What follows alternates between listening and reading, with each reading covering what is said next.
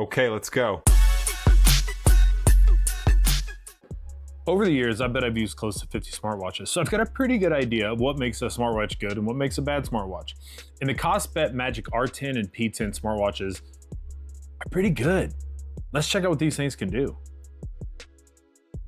Hi, I'm Chris at Gadgets and Gravel. So these are the Kospet Magic R10 and P10. They did send these two watches to me for testing purposes. However, they'll get no input on this video before you see it or see it before you. So they'll learn right alongside of you. So like I said, these are two of the newest smartwatches that I've tried. These both are retailing for right around 150 bucks, which is super impressive when we talk about all the features these things have. Now, you may not have heard of the brand Kospet, and I hadn't either until I met up with them at CES back in January. And this brand has been making smartwatches for quite a while, and they use their own software for the operating system on these watches, which means that it's fully customized and it's very fast. So I want to go through these watches. I want to talk about the different design differences between these two, what you get out of these watches. If 150 bucks can actually get you a good watch that can do health tracking, sports tracking, that does sleep tracking, has microphone, a speaker, water resistant, made from steel, like, can you get that for 150 bucks? Let's dive into these things and see what you actually get out of this thing. So right off the bat, the P10 and the R10. Not sure why it's P, because it's a rectangular watch, kind of like an Apple Watch looking thing. R10 makes sense, it's round. But these two watches are essentially the exact same. The difference is gonna be your style preference, whether you prefer the rectangular or the round face, which is great. You get a choice for the same watch in a different design, whatever best fits your style or preference. So that's really great. But with the watch, what you're gonna get out of this, so the watches come with a specialized polymer backing and a stainless steel casing. You get Gorilla Glass 3 covering the screen. It's a 1.3 inch display, round for the R10 and square rectangle for the P10. They got great resolution. They'll get up to 1000 nits brightness outdoors with automatic brightness. So it's really nice because you actually can see these things outdoors. So that's really great. You get no button on one side, it's completely clean. The other side gets you dual buttons. You got a push button and a digital crown that you can rotate to navigate through screens, but it's also push as well. These are both can be customized to do different features, whatever you'd like. You get the same thing on both watches. Backside, you do have your P4 PID biosensor on the back. So this is what's doing the heart rate tracking, the blood oxygen tracking, stress, helps with sleep, tracking, all that stuff. So that's what you're getting out of this watch. Each watch can do up to 180 workouts. So you're gonna get 180 workouts, or 160 workouts, which can be things like a badminton and basketball and a dance and things like that. But there's also 16 additional, which I guess you can say are the pro level tracking, which can be things like running, biking, the most common sports.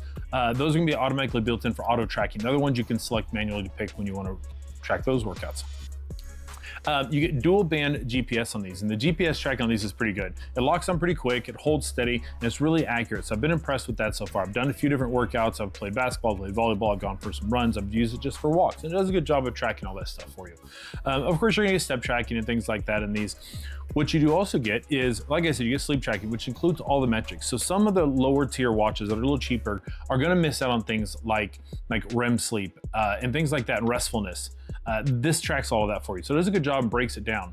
I do have some things that I'm not a fan about in terms of how the sleep tracking works, but I'm gonna cover that later in a section of the video where I feel like there's some room for improvement on this watch. But otherwise, so it's got all the software tracking things you would expect it to do. You get a compass, you get barometer, you get altimeter, you've got, you just got loads of things you can do with this. Weather tracking, it can do stress management. The cool thing about the stress, so if it detects stress, you can actually have it automatically start a breathing exercise to kind of help you calm down and de-stress yourself. So that's kind of nice there. But they're a great watch. Like, I'm really surprised what you're getting for 150 bucks. Is it perfect? No. Like I said, we'll cover that later. But with the watch, when you order it, you're gonna get the, it comes with the black rubber stretchy strap, which I really like. It's got a nice design to it. It's a really soft, good stretch, a metal clasp on it. I'm happy about that. You're gonna get that. You're gonna get a charger, which is another area that I'm not a big fan of, but it's this USB-A end with a magnetic back on it that just magnetically snaps on and charges it. So with that, you've got a 450 milliamp hour battery in these. So you get good battery life. They'll quote up to 50 days on like extreme power saving mode. Typical use is gonna get you 12 to 15 days. Heavy use should probably get closer to 3 to 5. And then if you're doing a lot of GPS tracking, you're looking at maybe 24 hours if you're doing a heavy GPS tracking on these. My experience, I got I'd probably say close to 5 days on it, 5 to 7 days, which is good. You know, I got everything turned on, everything's cranked to the max. So I've got it checking heart rate as often as it can. I've got all the notifications turned on, vibration motors turned up, everything's set on.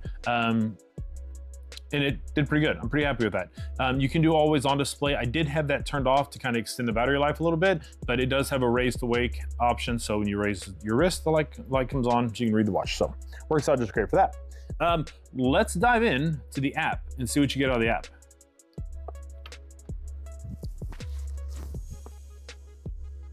The Kospet app does a good job. You can get everything you need out of that. It shows you, your sleep tracking, your health metrics, and all that good stuff stays right in there. It's easy to navigate and manage. It's really clean. I give Kospet a lot of credit on that. It's easy to get the app for some of these smartwatches to become over-cluttered with so much data and so many different options and settings to choose from.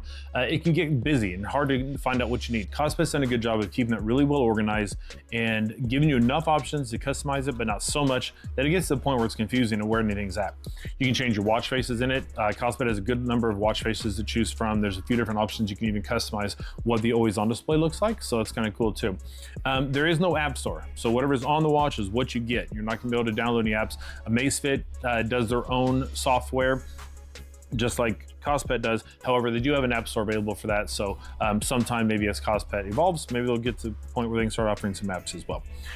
Speaking of the Amazfit, I do want to mention real quick, this is the Amazfit Balance 2. So from a size comparison, you kind of see the difference between these two. So if you're curious about these two watches and how they look and the size comparison, there you go. I'll put a link if you want to find out more about the Amazfit Balance 2 up here somewhere for you. But you're gonna get everything you need out of the watch right inside the app, and it does a good job of kind of breaking that all down and making it easy to understand. You can connect it with Google Fit, Strava, and a few other fitness platforms to kind of keep all your data together, which is really great. So you're gonna get plenty of information in there and make sure that you can have the best picture of your health as you can. Let's talk about some things I'm not a fan of. I really like the watches. For 150 bucks, these are a steal. There is so much going right for these watches at 150 bucks. It's really hard to ding too much for it. However, I've used a lot of watches, like I said, and one of the watches I used and reviewed recently was the Amazfit Active 2. I'll put a link for that up here. Now, it comes around the similar price, 130 bucks typically. However, it is not gonna be as durable as this. It doesn't have the Gorilla Glass 3. It's not as beefy in terms of battery, and it's not as large. So, it could be a style preference there as well. However, I get better battery life out of the Amazfit Balance 2. Or not Balance 2, sorry, Active 2. I get better battery life out of the Amazfit Active 2.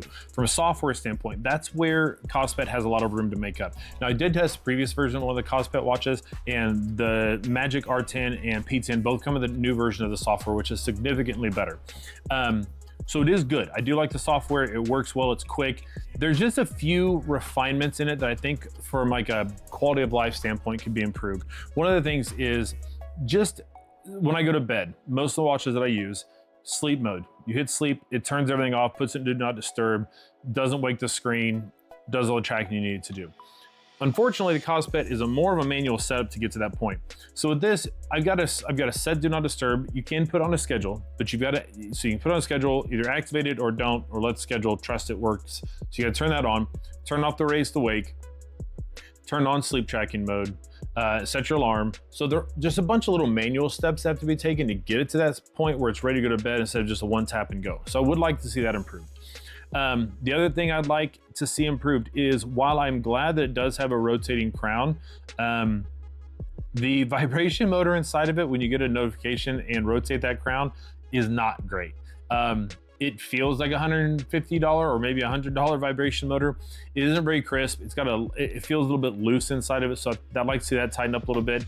And that magnetic charging cable, man, that thing is weak. The magnets aren't nearly strong enough. It is too easy to just move the watch just a small amount and have it disconnect that cable just enough that it doesn't charge. There's a few times I've put on the charger, left to come back, and it hadn't charged. It completely fell off the charger. So I'd like to see that fixed. But outside of that, man, at 150 bucks, you're getting a lot out of these watches. So let's wrap this up and see who this watch is for. The Kospet R10 P10. Should you buy it? 150 bucks? Maybe. Really depends on what you're looking for. Now, if you've got small wrists or don't like heavy watches, they're not gonna be for you. These are not lightweight. They're pretty heavy, they're dense, they're large. They're not uncomfortable if you're used to those kinds of watches. But if you're not, you're probably gonna wanna skip these watches.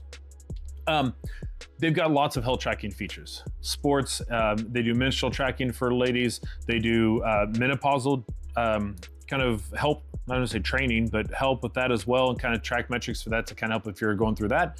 They got tons of other health tracking features. Like I said, up to 180 workouts. You get heart rate, you get blood oxygen, you get stress. You get all kinds of stuff going on in these. So they do everything that a lot of other watches do. However, the accuracy and the amount of times that it's pinging for heart rate and things like that isn't as high as some of the other watches. So an Apple Watch, you know, the Amazfit Balance, the Google Watch 3, Garmin watches. A lot of these other watches have the ability to ping your heart quicker and more frequently throughout the day generally, and also during workouts. So you're gonna get a little more accurate workout data from those. So if you're a serious athlete or really training hard, you may wanna consider one of those other watches. However, if you're just working out, just trying to stay in shape and be in good health, like exercising, these are gonna do plenty of that for you. You're not gonna have to worry about them getting damaged. You got a good set of you know, training features with this. You got good battery life. So definitely check out the Kospet R10 Magic and P10 Magic. If you're looking for a good budget smartwatch that can perform at the higher end, these are some good options to check out. So if you're curious about any other watches I've tested out, I'll put a link for some of the other reviews I've done. I've got more coming. I've got the OnePlus Watch 3 43mm up on the road. I've got some more smart lights. I got a really cool project I'm working on in my basement with some Go-V lights in here. So stick around, like, subscribe, make sure you watch for the next video, and look forward to seeing you. Thanks. Okay, let's go.